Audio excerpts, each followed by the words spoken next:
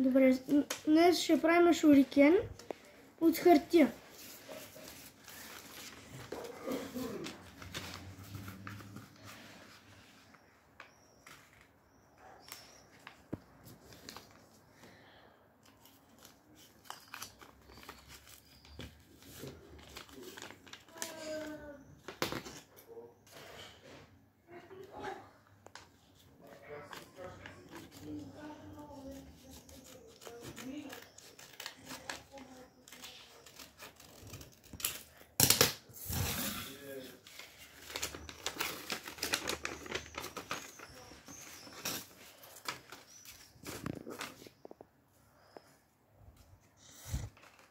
Ако ви го правя бързо, спирайте на пауза, да знаете.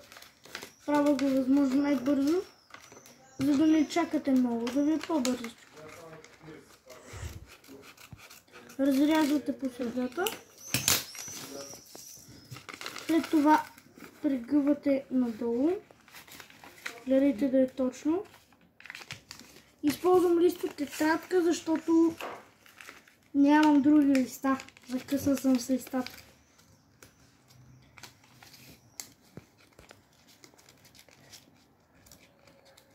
Както Крис на хаковете от TikTok.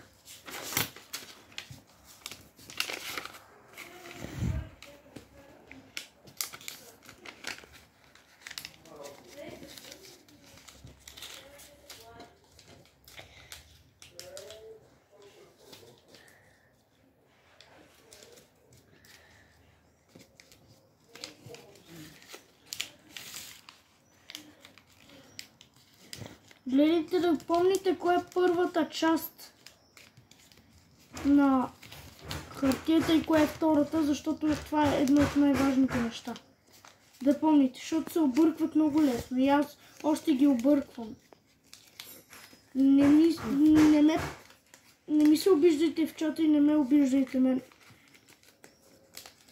Ако направя някаква грешка или не съм много добре, знаете, това ми е едно от първите видеа.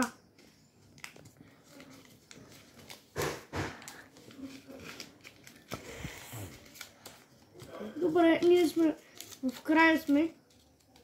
Да, правилно трябва да се получи, защото така знам.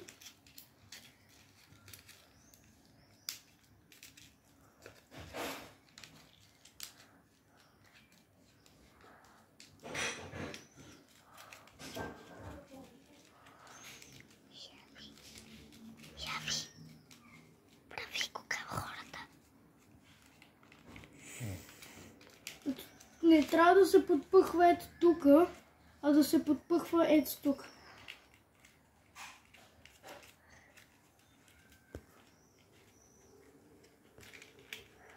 Само че по някой път не става добре.